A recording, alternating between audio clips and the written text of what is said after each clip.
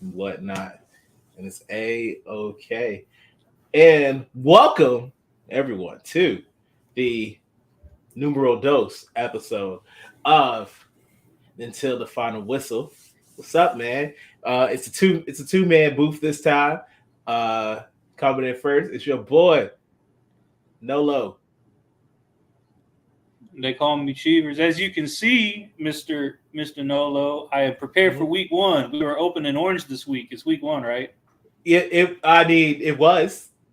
It I, was. damn. It was. Oh, don't worry, my friend. You about to capitulate a little later, and that's A-OK. But nah, shout out to our man D Mac. He out here doing his thing, working and whatnot. So keep getting them checks, baby. Can't get mad at that. But uh, what a interesting and fascinating week one we had this time. We got a nice little rundown for you. We're gonna ask some questions and we're gonna see how this goes, bro. Anything that you'd like to get off your chest at this moment, or you would like to wait later? Let's just dive right into the Bengals Patriots game. Go for it. Here we are again. It's another year, another really bad start from my Bengals. It's starting to really become apparent that the off-season plan of really not involving the starters in the preseason is obviously not working, right? Every year we seem to treat the first few weeks like preseason. I have to hope and pray that we've just started slow again. The offense, as we've seen in the past, does start to click. We have to hope that the offense does click. I don't think it helps with the contract situation, keeping Jamar Chase away from the offense during the offseason. Higgins came back, signed his tag. An unfortunate hamstring injury takes him out of the lineup. Hamstring. So I'm not going to besmirch Higgins' character like that. I don't think he would do that, just knowing how he's always been. I just don't see it being a thing. Hamstrings are tricky, and I get it. But at the end of the day, he's making like 20-25 million bucks this year. Mm-hmm. Chase is still on his rookie money. I can understand why he is upset, but the hope is that we pick it up later in the season. The one unfortunate thing about it is, and this always comes into play in the AFC, because of the slow starts, we're almost always chasing your Baltimores, your KCs, your Buffaloes. And that's what causes those away games late in the year. And I know we've won on the road in the current iteration of the team, but you don't always want to go to Arrowhead in January. Wouldn't you like a home playoff game? Wouldn't that be nice? Besides the wild card round, it'd be so awesome. Absolutely, man. Because Absolutely. the crazy part is I've never seen it. So, like... So I was watching y'all game, and as someone who's I wanted y'all to win for a couple of reasons, because I actually like to see you happy. I actually do enjoy the Bengals and what they have going on over there. And I was just watching, and I totally forgot that New England's defense is still good. And even if they got rid of Judon and traded him to the Falcons, that they are still a stacked unit. And they was physical with y'all. Y'all played like absolute garbage, but still kept it very close because New England's offense is not good. But yeah, I thought y'all might have been able to pull it out, but just won't in the cards this week. And hopefully y'all right some wrongs, get some things going, because next week Kansas City. Yeah, and I think a lot of people forget, because a lot of people wanted to label the Patriots as the worst offense. I mean, the worst roster coming into the season. It's not something I completely agreed with. I think people forget that they did have a pretty good secondary. Even losing Judon, like you said, I don't think the defense took that much of a step back, maybe outside of just getting pressure. And then just being completely out physical. And as we talked about last week, my worry about the defense was apparent. The clock was 100% in New England's control. It made a situation where, with those two freak plays, with the fumble on going into the end zone and then the fumble on the subsequent punt return, it made it to where losing those possessions became critical. And then you have the ball at the end of the game and you're running a conservative game plan because the offense just isn't clicking. It's hard to chase that. Y'all ran out of time, bro. Game too short and way too many mistakes. Y'all lost 2 fumbles all of last year and lost 2 fumbles in the first game. Yeah. So hey, man, shit happens. It's all good. But hey, let's make fun of other people now. Before we make fun of people, what's up? Before we make fun of people, I want to ask you a question because Mike Zimmer used to coach in Cincinnati. He was one of Marvin Lewis's best defensive coordinators. Did hiring Mike Zimmer in Dallas bring back the no-nonsense, in-your-face defense that we wanted Dallas's defense to be that they kind of got away from last year? I look at it this way. Mike Zimmer has always been a favorite in Dallas. He used to coach in Dallas before he went to Cincinnati for that long bit of time. And then before he subsequently became the head coach of the Vikings. He's always been well-liked in this part of fan bases. And I would, as much as I have enjoyed Dan Quinn's defense for the turnovers that they make and they create and the coverages that in most cases I enjoyed that zone scheme, I'm just happy that we're back to this good old fashioned bully ball that Mike Zimmer has brought to our team. I'm gonna say our team because Cowboys fan, of course. But I feel like you're gonna get the best out of the defensive line. We finally have linebackers who are not defensive backs. So that should help us in the long run and not get run over so much. That was the biggest thing that I was happy about. And another thing about Cincinnati that you talked about all the time, the way your run defense was, I thought the same thing for our run defense. And I was like, please be better. Please be better. And Cleveland's running backs couldn't really get off. They couldn't really get a good rushing game going. And I hope that is more to come with what we have and not just an aberration because we played one of the worst quarterbacks in the NFL. Speaking of worst quarterbacks, I saw a stat watching y'all's game. Sunday. They put some stat up that like roughly half, if not over half, of all dropbacks contained a pressure. Like, that's wild. I think I sent you a stat earlier where the top 10 players in pressures from last week, not including Monday Night Football, 3 of them were the Cowboys. With Cowboys players, with 1 and 2 being Micah Parsons and DeMarcus Lawrence, and our rookie down at 8. So, hey man, the Browns started 2 tackles. They were down to not their backup tackles, and that's not a good way to go. So, got this question: what is the worst contract? DeShaun Watson's contract or Daniel Jones' contract?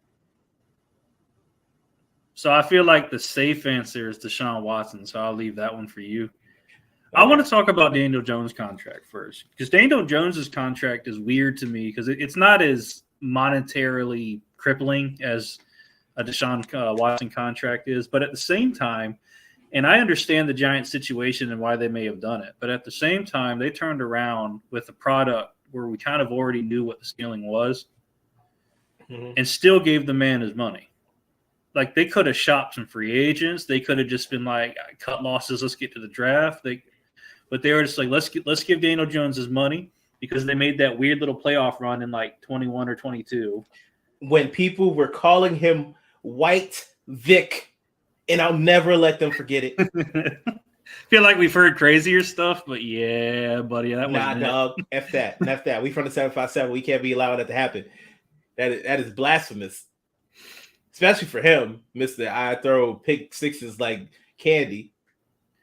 So a friend of mine is a Giants fan. He sent me a clip of it was the clip of all of the NFL teams' best play this weekend, but he timestamped the Giants play, and the Giants play was the punt where they like pinned it inside the 5, and I was like, that's the best y'all could find. Like there wasn't like a good run, there wasn't like a pretty good pass, maybe a defensive stop, something. No, there was that time that we pinned them, right? They got their ass kicked. They really did. They really did. It was, and also that was not. They out here letting Sam Darnold look like the second coming, because I think he started off like 12 for 12. Yeah, against the Giants defense. And all they doing is making Kyle Shanahan look like more of a genius. That all you got to do is hang out there for a little bit longer, and then you're like, oh, you're a brand new quarterback. Even though we know Sam Darnold, we've seen this movie before. He's been with the Jets, he's been with the Panthers when he thought they was good for like that 4-week time period. Then he went to San Francisco and he filled in for old boy for like a little bit and didn't look terrible. And now he has another chance with the Vikings. And I mean, hey, we'll see how it goes. We was all ready to just write the Viking season off after McCarthy got hurt in camp. And then they came out there and said, watch this, and beat the brakes out of New York. But also, they're playing the Giants. But the Vikings aren't supposed to be good either. I feel you. I agree with you 100%. They're not supposed to be good. But, excuse me. But who are the Giants that bad, or just the Vikings average? Both.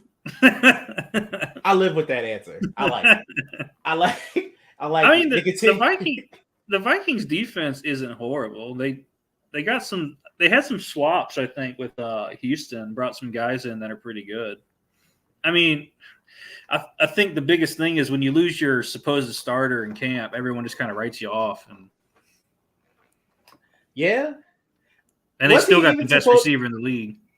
Sam Darnold was supposed to start. We just thought J.J. McCarthy would eventually take it from him. That's all. I mean, yeah, but it's still deflating. Absolutely. You spent your number one pick and he gone. So exactly. I completely understand. Obviously, the worst contract is DeShaun Watson. That albatross of a contract, that $230 million guaranteed, every bit of it. And they tried. What was he? He played like 6 games his first year there because he was suspended for most of it. So he played 6 games his first year. Looked terrible. Played 12 games last year before he got hurt. Looked terrible. And then some people had optimism that he might actually be good, or not good, but at least serviceable, because that's really all the Browns need is just be okay. Don't be the worst quarterback ever. And the defense may be able to survive and make the team work out with a decent running game. But no, even though I can't blame DeShaun Watson for everything on Sunday, because he also didn't have any time. He was running for his life, and there was nothing he could do in that situation. But he still, I don't see it for them. I don't see them for it all. I think if they can somehow get out of that contract, they would happily do it without question. DeShaun Watson's contract is giving us this phenomenon where we are seeing who could arguably be the best defensive end that we've maybe ever seen having a wasted career, because it almost doesn't matter what they do. The offense ain't going to score them enough points. I mean, if you look at the quarterback stats out of the weekend, it's not like Dak went out there and lit the world on fire. They had like 2 good drives, and then they were able to put it into coast because you're looking at the other side of the ball and like, they're not going to score. Don't worry about it. They scored. So you're seeing like when they got the punt return, it was basically over. It was 27-3. Yeah. And they knew the game was over. So, and that was like in the beginning of the third quarter. So they didn't have to do anything else. They were like, whatever. We good. The craziest part about it is you look back at when it all happened, and like allegations aside, which like the fact that they knew and still gave him the money is wild to me. But then allegations aside, the guy hadn't played football in 2 years. It's the NFL. They don't care about women. All they care about is winning. That's why we'll never be sponsored. That's fine. It's okay. We don't need to be sponsored by the NFL. We can be sponsored by other people. It's okay. I mean, you're not wrong. Exactly. It's just wild, man. Like all the options they could have had. And to really rub it in, did you see how well Baker Mayfield played? I was going to talk about that. And I feel bad for Baker because honestly, I feel happy for Baker now, but at the time I felt bad for Baker because Baker, what he should have done was when he was hurt his contract year for the Browns, he should have just sat out. For the rest of got the surgery, sat out. But he wanted to be a gamer, and he went out there and he played not well, and not the best that he could have played. And the Browns held that against him, got rid of him. The man went to Carolina, went to the Rams, and then ended up with the Buccaneers last year and had a pretty good season. It is looking like going to continue to have another good season with them. And really, who do they play in the playoffs? They almost beat the Lions. That's who they almost beat in the playoffs last year. And hey, I'm happy for Baker. I know Cleveland fans hate life because they are one Baker Mayfield away from being a team that was worth a damn. And that's why Cleveland fans need to shut up and realize that no matter how bad we've been, somebody's always been worse. And it was always our neighbor up north. Yeah, good old Ohio, man. Good old Ohio. I love it. We're because I like to continue talking bad about people. Who looked more ridiculous on Sunday? The Giants jerseys looking like the Montreal Canadiens or Russell Wilson with pads on? So I abhor those Giants jerseys. And what makes it worse, when you get beat bad like that, it makes it to where the fans don't even like the jersey.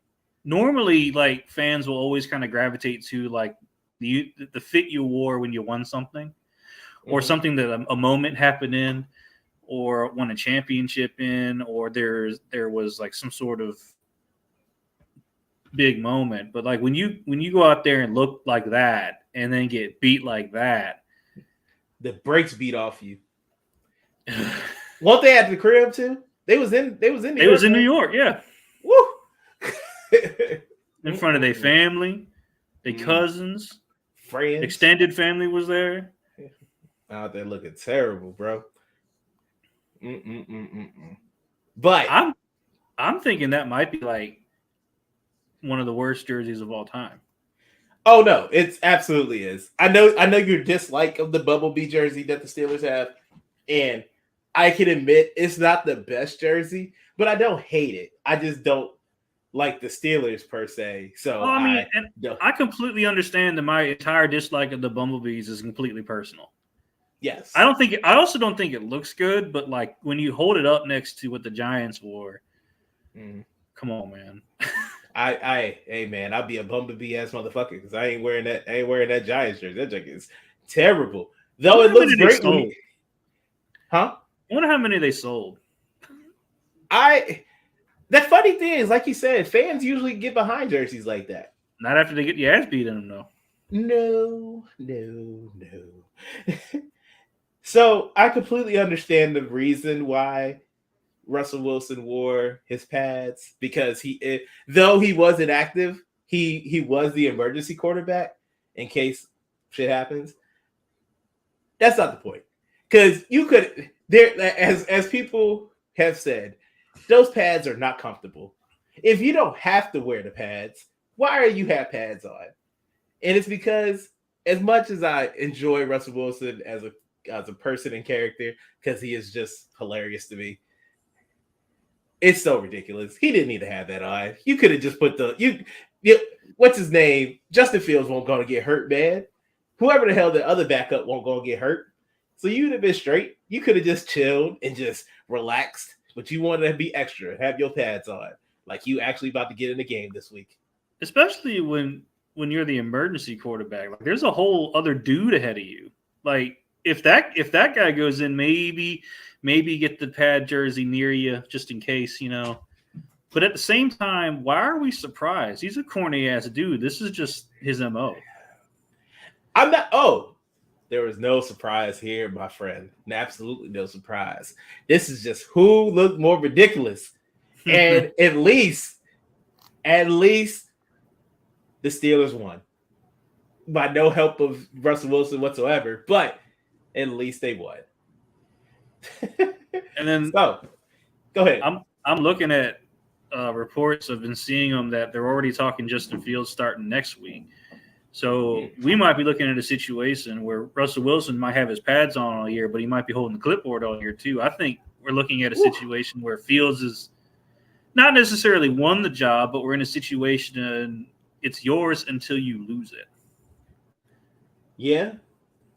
It's not the first time my fellow high school alma mater person has ever just gone back and forth through quarterbacks. He's done it from the last few years, actually. Actually, he's done it since Bathroom Ben has been gone. But it's not really like that surprising because I don't think the offense is any better with Russell. I don't think it's going to be any better with Fields. I just think they're going to grind out every win, and whatever Watt does, TJ Watt does, their defense is amazing with him. And it's just crazy how many times he's in the backfield and just makes things happen. And I know it pains you because you dislike them so much. So we're going to get off that topic because I don't even want to talk about them anymore. Laurel, in your opinion, how many more losses do you need to see in Atlanta for Big Phoenix Energy? Oh, man, that is a good question. So we're going to do this thing where I look at the schedule. And the next 3 games are the Eagles, the Chiefs, the Saints, and then the 4th game, the Buccaneers. I'm telling you this right now. If they go into that Saints game and they lose and they're 0-4, it might be time, baby. We might be saying Big Phoenix Energy forever. Every time this kind of conversation comes up, I always like to see when the team's bye is because that's typically a pretty natural way to do it. But that sucker's late. Oh, I don't know if you can wait that long. It definitely does look like a very long time now that I'm looking at it. It's in November, I think. It is in November, yes. Yeah. It's the week of Thanksgiving, I believe. That's a long wait if you're losing games and you got the young guy. The good news is nobody goes to those games, so they probably won't have to hear it in the stadium to replace the quarterback. I mean, I think they was kind of excited this year. Bro, excited. Did you see how many Steelers fans are in them seats? I mean, that's also the Steelers. Yeah, but somebody's got to give the tickets up. We're talking about week 1, new quarterback, excitement. Hey, it's also Kirk Cousins.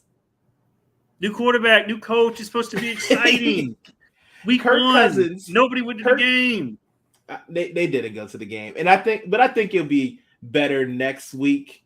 They are definitely going to Philly though, so never mind.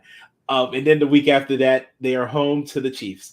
But I'm gonna shoot Kirk Cousins some bail here, just a little bit of bail, because I feel like people forget that he's coming from an Achilles injury, and he's not young. Because even if you watch that game, it looked like someone who wasn't trusting his leg all the way yet. He wasn't planning. He didn't have the right mechanics when he was throwing and the right footwork. He looked very, very uneasy every single time anyone came near him, which, I mean, is par for the course for Kirk Cousins, but is even worse when you're coming off of the Achilles injury at the age that he is. And I want to say that I feel like it will get better as the season goes along. But as I also said, if they start off 0-4, Michael Penix coming in there, bro. That's all I got to say. Michael Penix Jr. Yeah, I think a lot of people, you almost see the biggest overreactions on week 1.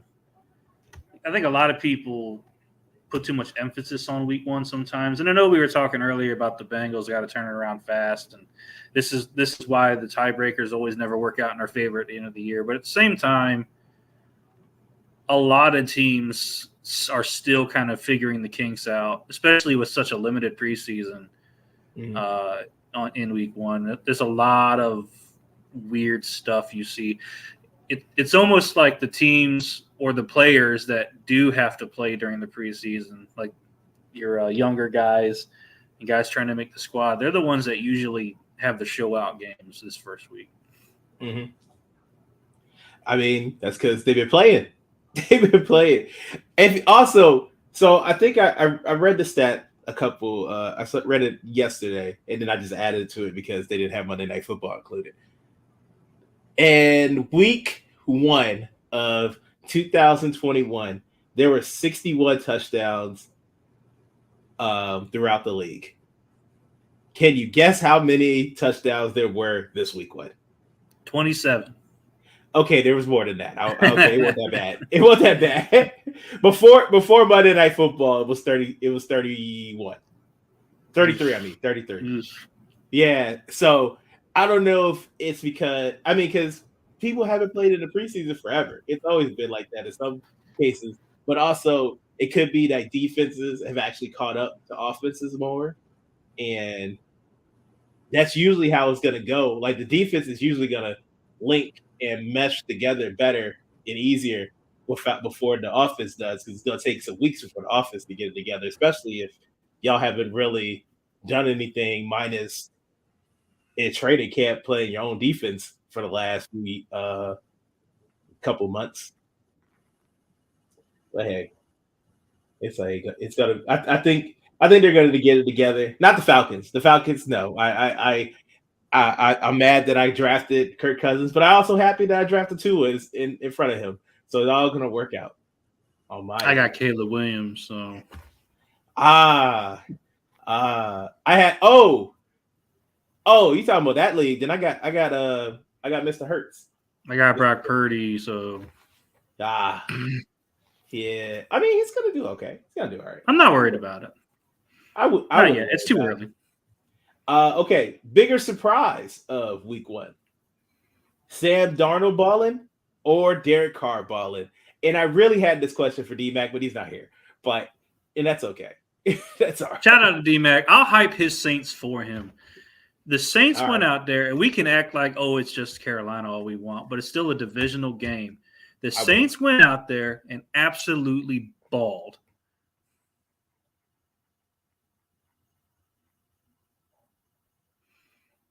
It was. I was going to say you could have gone. It freaked me out because it stopped. The Saints went out there and absolutely balled. Did you see the video of J.C. Horn talking shit to Derek Carr? And he was like, "I got 3 on you." I did see that. Hilarious. I did see that. So, because the Cowboys will be facing the Saints, I will not be hyping them up that much. But I will say that I did see a stat where, because they have a new offensive coordinator, it's one of the Kubiak kids, and they ranked like the bottom third in motion before snap, pre-snap, and now after week one, they are in the top 3 of pre-snap. So that's a big difference, and you can see that Panthers were not ready for that, not in the slightest. And it could just be that the Panthers, they weren't. The Panthers also aren't good, and they weren't good at any phase of the game: offense, defense, special teams. They got cooked every single way. So, we also got to remember Derek Carr. Derek Carr's in that group of quarterbacks where, they got it in their locker, and you'll see it like once or twice a year. You're not going to see it every week, and that's kind of what separates them from the more elite quarterbacks. But we've seen them ball out before, so it's not that surprising. I don't think we've seen Darnold ball out like that before. No, we have not. That is definitely the only times I've seen Sam Darnold do anything close to that was also against the Cowboys. It was when he was with the Jets, and the Jets had not won a game yet. And then they played the Cowboys, and they magically decided they wanted to be good that week. And my team wanted to be awful, and we lost and gave them their first win of the season. That was probably the best I've ever seen Sam Darnold play before this Sunday that just passed. I'm not sure who the Vikings play next because I'm actually kind of curious. Oh, well, we about to find out how good Sam Darnold is because it's the Niners. That's very unfortunate. They had Aaron Rodgers, and again, coming back from an Achilles, limited preseasons and all that, especially because he missed preseason to go on like a find myself trip. But he was there for most of it. He was there for most of it. The Niners made a future Hall of Famer look silly last night, from what I understand. I had the illness, so I didn't get to watch the whole game. But so they had one really good drive, and then the rest of their drives, either the protection wasn't good, Aaron Rodgers looked a little rusty, players dropped balls that were right in their hands, and they played a superior team, man. They played the NFC representative in the Super Bowl. And just that just won't it. Even without Christian McCaffrey, they still whooped them. I don't know. The other guy looked just as good as McCaffrey. They said that man Greg Kittle said, "Yeah, we took out some plays that were just for McCaffrey, but everything else, he was fine. He was good." They put Debo back there. They said, "We don't care. It's whatever." They didn't care. They ran whatever they wanted to, and the Jets defense held on for a little bit, but after a while, it was just too much. They gave up 8 straight scoring drives. A lot of those was field goals. A lot of those were field goals, as we saw in our fantasy league with old boy who had, because Moody had 26 of them points. That's outrageous. I ain't never seen a kicker score so many. I think I have. It just you don't usually see it. Breaking 10 is like a wild game for a kicker these days. Yeah, man. I woke up and I said, "What the fuck is this?" Yeah, it was definitely something to wake up to. I was like, "What is this?" Imagine you go to sleep, right? Mm-hmm. And you're like, I'm winning by like 15. All they got's the kicker. I should be okay. Oh, I forgot that's what the scenario was. Oh man, I'd have been livid. Oh Imagine. man, that's the same dude I beat because his running back was with Green Bay, and he got knocked out the game, and I beat him in the first round of the playoffs. Oh man, great times. I feel like we've all been there, man. Hey, let's continue with the quarterbacks, Laurel, because we need to talk about a guy that I like to throw under the bus, and I'm not convinced yet that I need to retract any takes I may have made. I think you do, but it's okay. Did Buffalo understand the assignment in changing up the game plan and making it to where if they become a more balanced football team, Josh Allen doesn't have to play hero ball like a crazy person? I feel like that is correct. That what's his name? Joe Brady, Kyle Brady, whatever the offensive coordinator's name is. He has basically been preaching since last year that he needs to stop doing that. He also needs to stop forcing the ball to Stephon Diggs. And they did one better for him. They got Stephon Diggs. They just got rid of him. They just said, "Let's get rid of him. We don't just get rid of him. He won't throw him the ball no more." Exactly. And they got Hollins, Shakur, Kincaid, and the rookie Coleman out Curtis Samuel. Yes, dang, I totally forgot about Curtis Samuel. Yes, they have Curtis Samuel as well. And they go out there and they said, "We gonna pound this rock by." It's either gonna be James Cook or Josh Allen, which is so not fair having that big man just running at you. And I knew that they understood the assignment because I saw a stat when they were going into halftime, and they were like, Josh Allen has 2 pass attempts. And I was like, huh? Yeah. It was either him running or James Cook running. That was most of their offense, and they made it work. I honestly thought the Cardinals might actually was going to pull that one out for a little bit. I mean, they were within an opportunity to do it. Kyler Murray looks like he's recaptured some of that killer instinct he used to have. He looked real good. I think the biggest shock to me was Marvin Harrison Jr. wasn't involved in the game that much. I don't know how much of it was Buffalo taking him out of the game plan for them. Hey, man, I know Kyler missed him one time. Like he literally, like Marvin Harrison Jr. And I would not say that without the junior, was wide open, nobody around him, but Kyler was looking the other way of the field. And then if he'd have just looked over to his right, he'd have had him for the easiest touchdown. But I feel like we should have saw this coming because, like, Call of Duty is not as popular as it used to be. Mm-hmm. So I feel like we should have saw this coming. Kyler Murray was coming back. He was coming back to his first leg.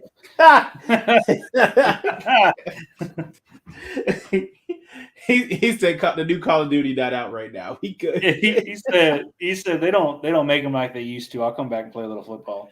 Hey man, hey, when he tore his ACL, he had all the time in the world to play that game. Man, that's all. And he got paid. Remember when they was talking about getting a new quarterback? I do. And they were down there in the picks to probably do it. Oh, they could have easily got one. Without question, they easily could have gotten a new quarterback, but it's all working out for them right now. I mean, they lost on Sunday, but it wasn't like they got demolished. They just lost. No, they played the Bills. That's not really a bad thing to take home. Indeed. They played the Bills in Buffalo, and they lost by less than 7 or whatever. So and then it's a non-conference game, so like that's so far. I think that's the one thing on top of coin toss when you look at tiebreakers. Mm-hmm. Like it almost doesn't matter. Not for real. There's many things that happen before then. So we're going to continue talking about quarterbacks. We're going to go down to good old Carolina. Is Bryce Young finished in Carolina? This is such hyperbole, but hey, whatever, bro. This is what we do. However, finished in Carolina, yes. Finished in the NFL, no. Oh, you actually think he's finished in Carolina? Okay. Yeah, the team's a mess, man. And like they did bring in new coaching this year, didn't they? You never know. Some of these guys come in and they want their guy. We saw a little bit different situation in Denver, but we saw it with Sean Payton. He got in there and told Russell Wilson, "I don't want you here," and then told him to go out and play a year so I can get rid of you next year. That Sean Payton did Russ so dirty because he knew from the moments that he got there, he knew he didn't want Russell Wilson. It was like, can't do nothing about it this year, though. That contract. I'm gonna let everybody know. Yo, I hate this man. The first moment I get, he is gone. So I'm gonna give Bryce a tiny bit of credit because I think we are dismissing how good the Saints defense might actually be. But oh my God, that game was over so fast. Dog, he threw a pick, the first pick. The first time he got on the field and got to do anything, pick. And I was like, oh, this is not going to end well. This is about to end terribly. Because if I remember correctly, the Saints went down the field, scored. Then the Carolina Panthers got the ball, pick. Then Saints got the ball again, scored. And then it was just ran it up. Bro, it was one of those situations you look up and it's like 39-3. And it happened so fast. And you just got to sit there and be like, well, and then they got them little garbage time touchdowns and scores that don't mean a thing, that make it look like it was closer than it was when it actually wasn't at all.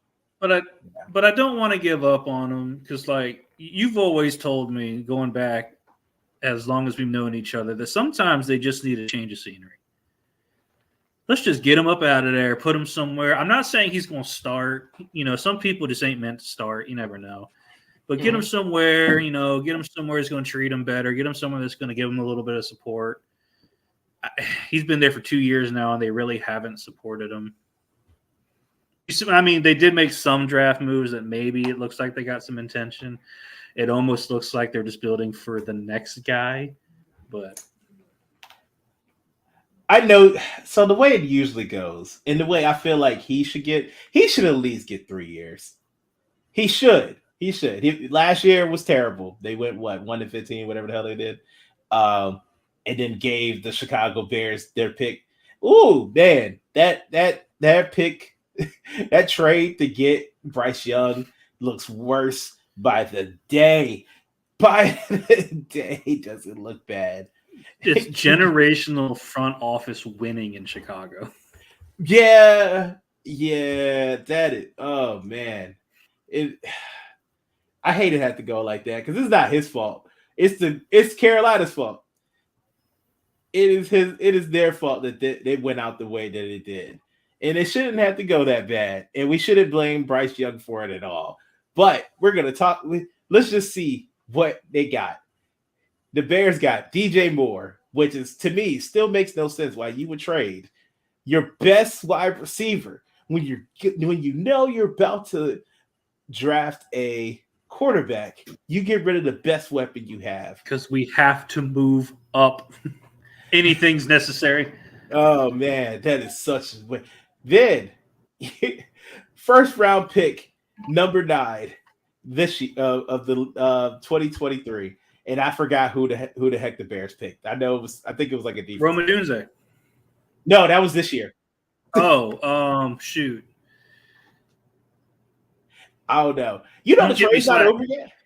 You know, Uh-huh. the trade's not over yet. They still have it. Yeah, no, they got a second rounder next year. Yes. It is terrible. Like, what is this? And then they made the even worse mistake of not drafting CJ Stroud. And you took Bryce Young instead. You took the smaller guy over the guy that balled out in the national championship game. And probably half the reason that he got so high in the draft. But hey, live and you learn. I mean, this happens a lot, though. We always see these situations where when there's multiple quarterbacks, and almost always kind of turns out to one of them is not going to work out, and you're just hoping it's not you who picks them. Yeah. Like, as somebody says when it comes to drafting, you just got to get your picks right. That's all that matters. As long as you get your picks right, you good. And they chose wrong. So it looks like. Speaking of quarterbacks, Laurel. Ooh. Friday night down in Brazil, we thought this is Brazil. Scared the crap out of me for fantasy reasons because I have some receivers on the team. But Jordan Love goes down. Absolute panic in Green Bay. Yes. They've never lived through a bad quarterback, at least in my life. But can they weather the storm waiting for Jordan Love to come back from his injury and still maintain a playoff hunt? Okay, so from the way it looks like, because they did not put him on injured reserve, so he's gonna be back. They don't expect him to be gone. Yeah, they don't expect him to be gone past 4 games. So, Malik Willis is their backup. If I remember correctly, Malik Willis was the quarterback that was behind Tannehill with the Titans, correct? Yeah, the Liberty guy. Man, I hope he better than what he was. That's all I can say. That's all I can say. Because I don't know, man. Because we looked at their schedule, and if I remember correctly, like I think I did it for like the next 6 games, but like I know they had 3 division games back to back. No, that was Atlanta. You sure? Yeah. Hold on, let me look it up. I got it right here. It's yes, it is. They play the Colts this week. They play the Titans next week. They play the Vikings the week after that. Then it's you're right. It wasn't. They don't have 3 back to back. It was the Falcons. You're right. It's the Rams. Then it's the Cardinals. Then it's the Texans. So they played the AFC South 3 times. I mean, but you're looking at a situation where like they could potentially come out of all these games 1-4. I don't have the highest of faith in Malik Willis. That's just me. Nothing against the kid. I just don't think. I think it is a severe drop off going from Jordan Love to Malik. That's all. Nothing against him, and that's okay. He's not supposed to be the greatest or one of the best of the 32 best quarterbacks in the NFL because he's a backup. It's just, man, it's nothing worse than watching a primetime game and seeing all of like Twitter react in the same way, like, oh no. It was like, oh my God, man.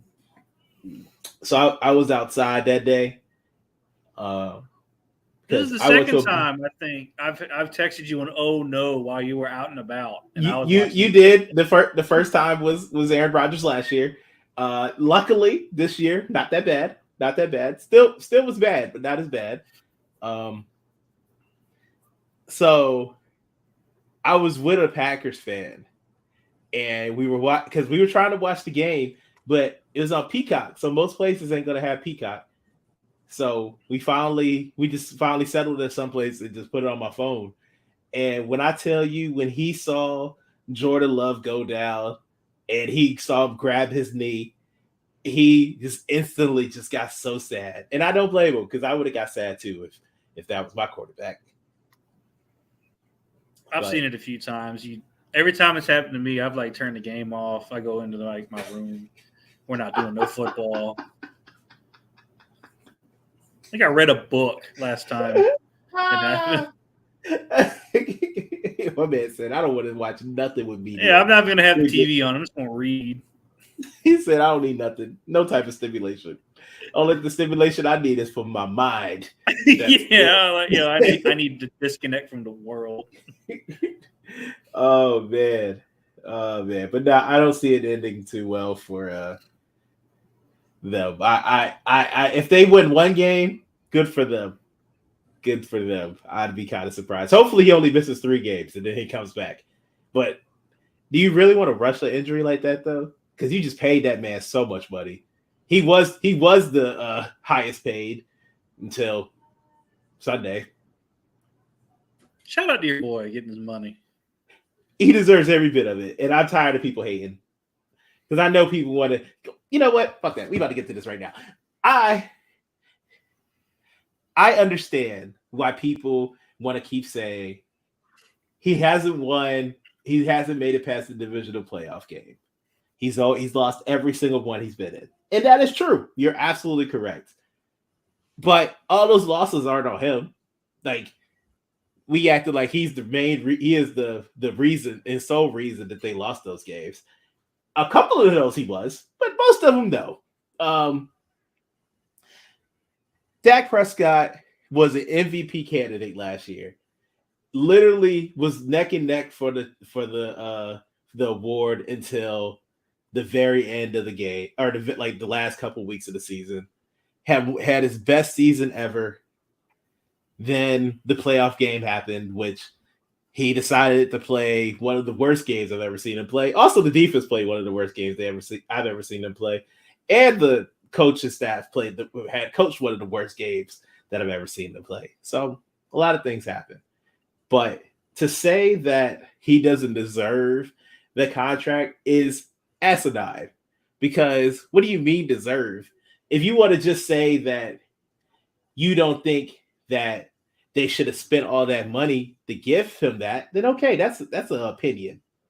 I agree. I can't get mad at that opinion because I understand where you're coming from. I honestly, if Jerry Jones was a smart man, let me phrase that. He is a smart man. But if he didn't care about keeping the Cowboys in the national conversation all the time, and he actually cared a little bit more about making good football decisions, he would have paid Dak Prescott 2 years ago. And then they would have only been paying him about $45 million a year, except for the $60 million a year that they're paying him now. Just like they should have paid CD last year, and he would have been making bank, but he wouldn't have making as much bank as he's making now. So and, go ahead. Let me run this down from an outside perspective that a lot of people might not understand, because I think all of the Dak conversation you see comes from 2 points. It comes from either a Cowboys fan perspective or it comes from a Cowboys hater perspective, right? You are correct. And you know me, being a Bengals fan, AFC North hate is a different breed, right? I do not have the energy to hate on the Dallas Cowboys, all right? I don't think people understand contracts. Because if you want to talk about does he deserve this money, okay, let's break it down financially from a deserve standpoint, right? All the quarterbacks that have gotten paid recently, if you want to do it primarily based on success, Mahomes, Allen, Burrow, and Lamar, and Hurts deserve their money. So how come Lawrence got his bag? How come Herbert got his bag? How come it goes on and on and on and on and on? So why? Yeah, how come Love got his bag? Why are we limiting him to success? They do that in order to put the Cowboys down, and I think there are easier and more fun ways to put the Cowboys down. Way many more ways. Just talk this about this is where the QB market is. If you decided, hey, we'll get rid of him and we'll draft a guy. If you found your guy, you'll be paying him that kind of money. It's where we are now. Mm-hmm. And I don't think, and you're not one of them, but I don't think certain Cowboys fans have the patience to go back into the find a guy mode right now. I also think that would be the dumbest decision ever, because you don't just get rid of a top 10 quarterback. Yeah, it's different from like a Daniel Jones. You're like, we've seen it. All right, it's what are we doing here? He's not good. That's what I'm saying. Good. It's different. Like you look. I hate to bring up Andy Dalton because like he's my guy. Oh, like, Andy. But like before we got to those few final years, we were in that situation when you're like, okay, so what do you want to do? Do you want to like try to go find a guy? But we know what we have here. We're consistently getting in the playoffs. Maybe we can get over that hump. We didn't, but like sometimes it's like, do you want to do what the Raiders do and they're constantly churning through people? Or do we want to just keep what we got here and see if we can build something until we're in a situation where it's got so bad you have to make a reset? And we saw what y'all chose. I mean, it kind of fell into our lap, but like, yeah, that's a fact. That's a fact. So let's end it by ranking the 3 rookie quarterbacks from this weekend. And I think I want to start by saying I think we can both agree, at least I hope, that the bottom was Bo Nix. Oh, without question. That man didn't throw down the field. He has the lowest air yardage in NFL history with as many times as he threw. It's a hard argument to be like, bro, you didn't play that good when your defense gives you 2 safeties. 2. Like you rarely see 1. They got. There was a time in that game where the offensive line of the Seahawks gave up more points, scored more points than Bo Nix did. It's rough times. Yeah, but here's what's real crazy though. I'm going to say he had the worst game of the 3, but I don't really think any of them had what you would consider an awful game. They all had rookie week 1 games. Oh, absolutely. It wasn't pretty, but like I saw some flashes. If we had to go with the best, Jaden Daniels had the best game. I mean, he's the only one that really scored. So like. Indeed, I'm about to say he at least he looks like he definitely ran out that pocket really fast because he would. And so he knew anytime he felt any simple type of pressure, he was out of there. And that he'll calm down a little bit after a bit, and hopefully trust his offensive line a little bit more. He definitely went up against the. He definitely went up against the roughest competition with Tampa. Yes, they were. I'm not going to say they were in the game because it was kind of one of those ones where like Tampa was always kind of in control and it just got close at the end because that's just kind of how football works sometimes. Mm-hmm.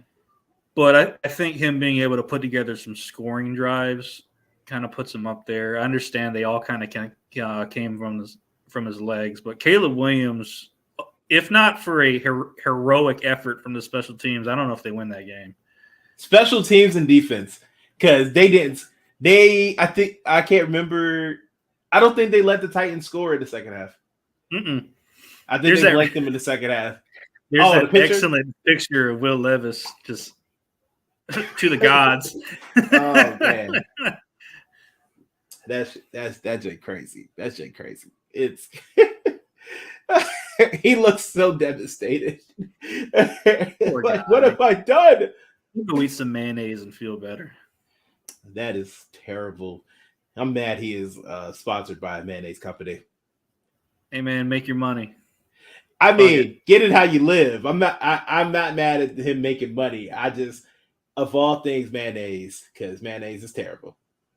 I mean, I agree, but if Duke's Mayo was like, bro, if you just like put some mayonnaise on your sandwich tomorrow, I'll give you this bag. I'll be like, I could power through it. Do they have a spicy mayonnaise? I guess there's Chipotle mayonnaise. There's all kinds of okay. Then we'll make it work. Then I'll make it work. We had purple ketchup growing up. Anything is possible. You're not wrong. Damn. Remember the sunscreen that you could be like purple and stuff? You don't remember that? No. Purple sunscreen. I remember that. It didn't work out well for my sister. That shit was hilarious. But let's see. I'm trying to think. Do I want to talk about Tyreek Hill? Or do I not want to talk about Tyreek Hill? So, because, okay, I'll make it short and sweet. Make it pretty easy. Because most people already know, right before the game, Tyreek Hill was pulled over for a moving violation.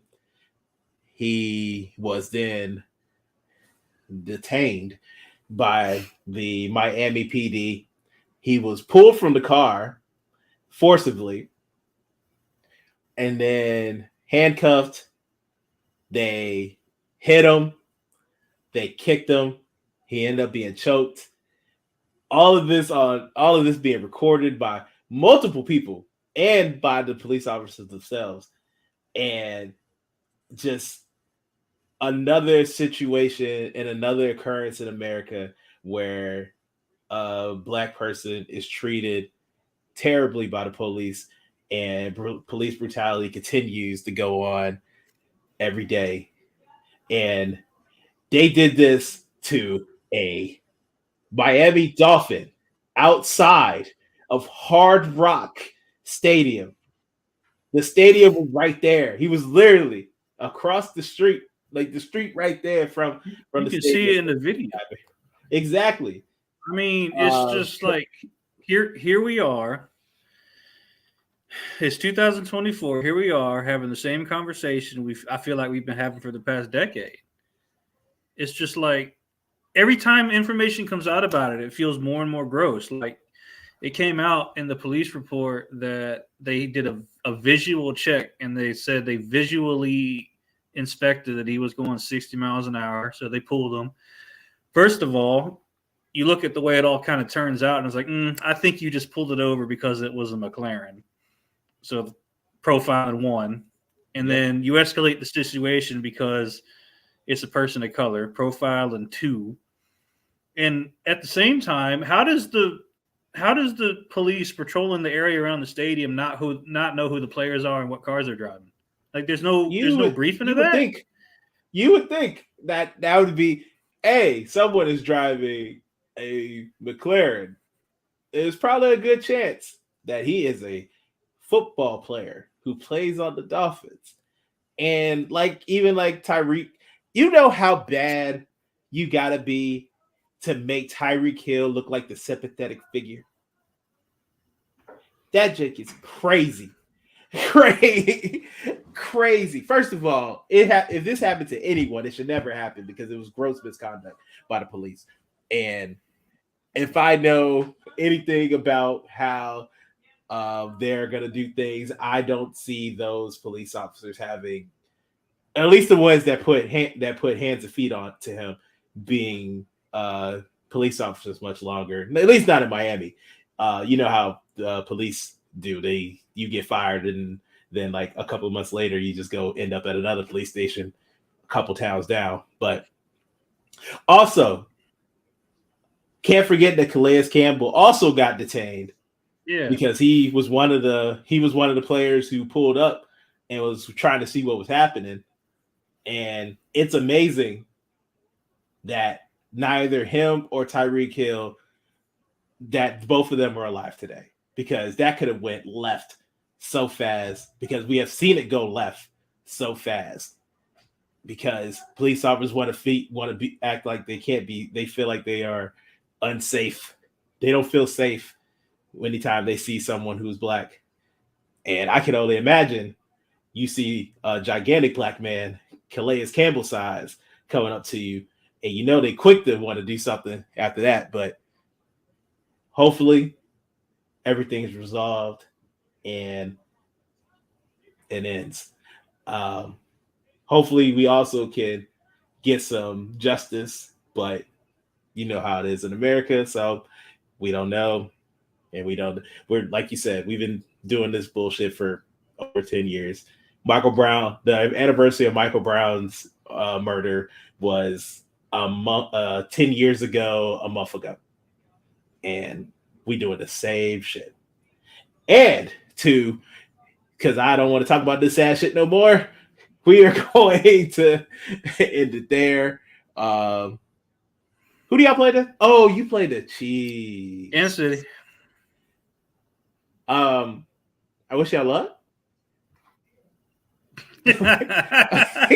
I really wanted D-Mac here because we play the Saints, and I wanted to have the banter, but it's okay because he'll be back next week. And after we bust his ass, he'll be here to talk about how well my team is and how much better my team is over his. So yeah. Well, you know me. Unless he watches the feedback of this one, I will definitely let him know if you guys do lose. Like, bro, he was saying a lot of stuff about your squad last week. And that's fine. Hey, that's A-okay, bro. It's A-okay because I don't think we lose it. First of all, we're going to be at home. If it's one thing we don't do, unless it's a playoff game against the Packers, is lose at the crib. It's where we play the best. Weirdly, our record's pretty good in Arrowhead, so like I got some confidence that, I mean, as long as the offense has turned it around a little bit, I think we can compete.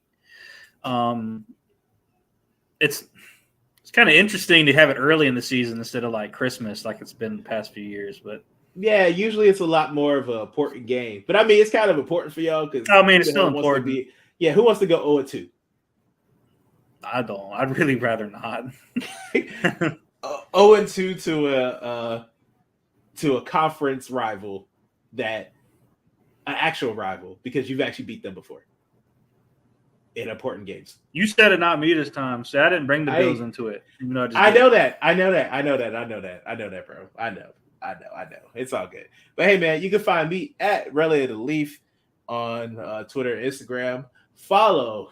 Don't worry about that. But yeah, you follow the umbrella of BGW at BGW Pod on both of those platforms. You can follow me at CCheevers1989. I'm the antagonist on Twitter, or whatever they're calling it these days. And let me just give a shout out to BGW Pod. My imposter syndrome was going wild when the episode 1 posted last week. I'm not used to this kind of exposure, but I feel very welcomed and loved, and that made me happy. That shit was hilarious. You were like, "What is all these notifications?" And I was like, many. Welcome to my world, my friend. Welcome to my world. You can follow DMAC at DMAC Tardy on all social platforms. And yeah, man, hope you enjoy your week. Hope you have a great time. we'll see you next week after week 2. Yeah, sir. Peace.